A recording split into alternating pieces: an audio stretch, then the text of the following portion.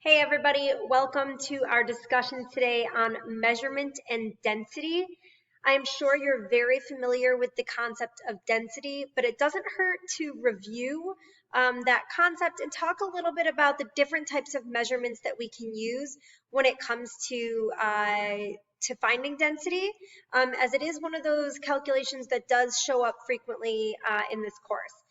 First, though, I want to take some time to go over a couple of the multiple choice region style questions based on unit conversions.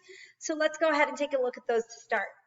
So first and foremost, question number 1 asks, which quantity of heat is equal to 200 joules? Now, we might not be too familiar with what a joule is just yet in this course. However, we do know the idea that a joule is a basic unit.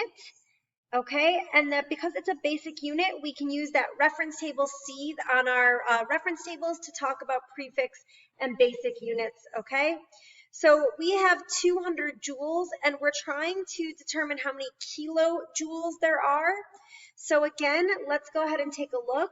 If I have 200 joules to start using dimensional analysis, we can find that for every 1 kilojoule, I have 1,000 joules. My joules cancel, and I am left with 0.200 kilojoules. And so therefore our correct answer would be C. All right, moving on to question number 2. Okay, 1 kilojoule is the same as, now this one is more just asking about our conversion factor and using reference table C. So again, we said below that 1 kilojoule is the same thing as 1,000 joules. All right, question number 3. Which quantity is equivalent to 50 kilojoules? So we are going to use, again, dimensional analysis down here. So we start this time with 50 kilojoules. Okay, we want the kilojoules to cancel. So again, we're going to put that in the denominator of our fraction or our conversion factor. So for every 1 kilojoule, I have 1,000 joules. Kilojoules cancel, so we get 50 times 1,000 is equal to, and here's where we're going to get 5 times 10 to the 4th joules. Awesome. All right, last question here, number 4. How many kilojoules are equivalent to 10 joules? So again, dimensional analysis, we have 10 joules.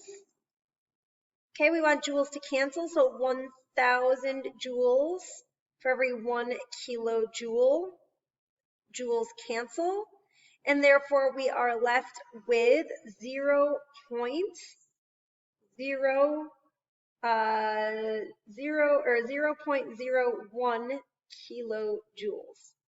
Okay, so that's our answer, and we are going to go ahead now and we're going to jump into our lesson.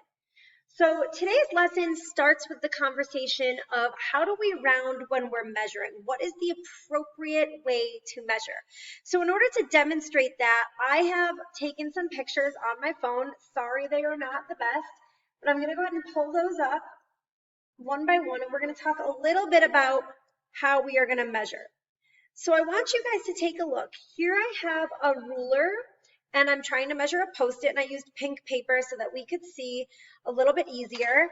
But I want to know, how would you measure, or what would you guess this measurement is, and how did we get to that? So a lot of people might say, this, Miss Daly, looks like it is probably about 5 blank unit, right? We don't know what units this are, but I guess for the purpose of today, let's talk about this unit as being, let's call it centimeters, okay?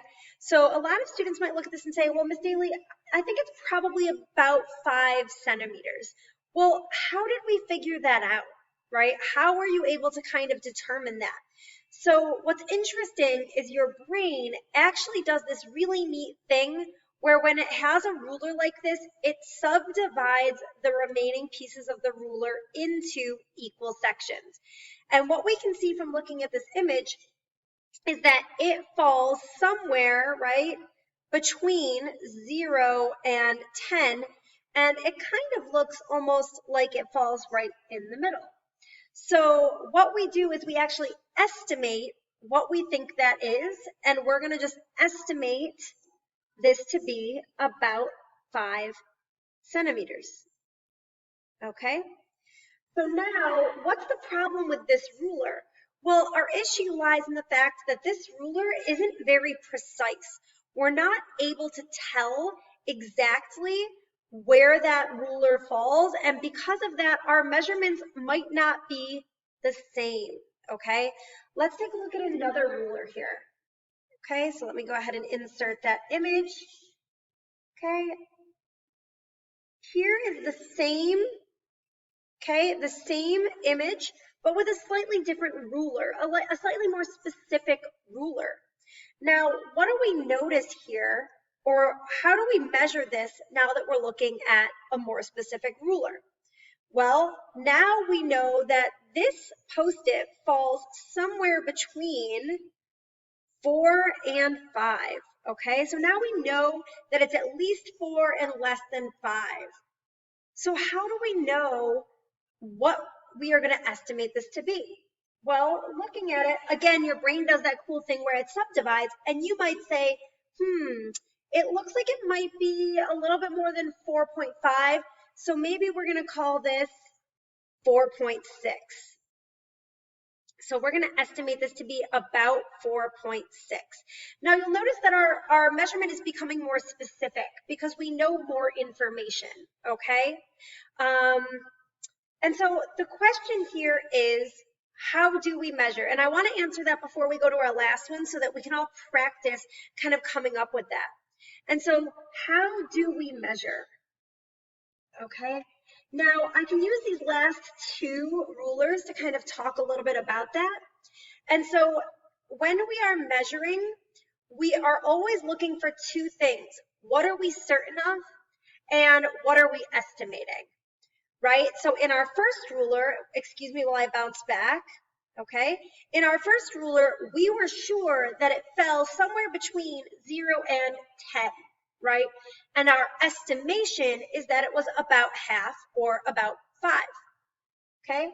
Looking in our next ruler here, we are certain that it falls between 4 and 5, and we are estimating that it falls a little more than halfway, so at about 4.6.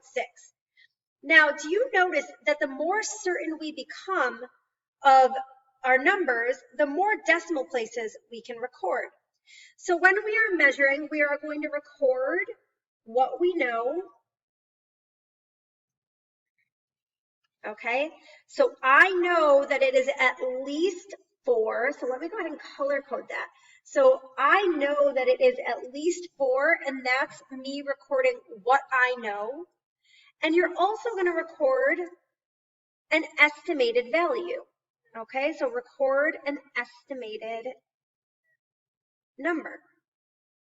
And so in this case, we are estimating that it is about 0.6, and that's our estimated number. Let's take a look at one more example. Okay, so let's go ahead and we're going to import our last image. And I'm so sorry about this one. It was definitely the least, the worst quality of them. Okay, but now we notice that our ruler becomes even more specific. So what do we notice here? Okay, what do we know? Let's record what we know. So again, we know now that this is the 4.5 mark. This is my 4.6 mark. So I know that it falls somewhere between 4.5 to 4.6. Okay, so that's what I know. So we already know that my number is going to be 4.5. Okay, and the question is, what's my estimated part? Well, there's a couple of things you could look at this. So student A might look at this and say, I think it falls exactly on 4.5. If that were the case, student A would record their number to be 4.50. Okay, they still require that estimated digit. But let's say student B thinks that it falls at 4.5 and it falls halfway between, they would record this as 4.55. Okay, so do we notice that it becomes more precise, right, as we are getting closer? So I want you to go ahead and pause the video at this point, and I want you guys to try those 3 measurements right below this on my guided notes sheet. Even if you don't use the guided notes sheet, open it up and take a look at those measurements and see what you can find here, okay? Now, for precision, what is precision? Then I keep using this word precision. Well, precision essentially means how close together a set of numbers are, okay? So how close together a set of numbers are, okay? And so when I say that something is precise, okay, that means that I am hitting it close to the same mark every time. It doesn't mean that it's exactly the right mark, right, which would make it accurate.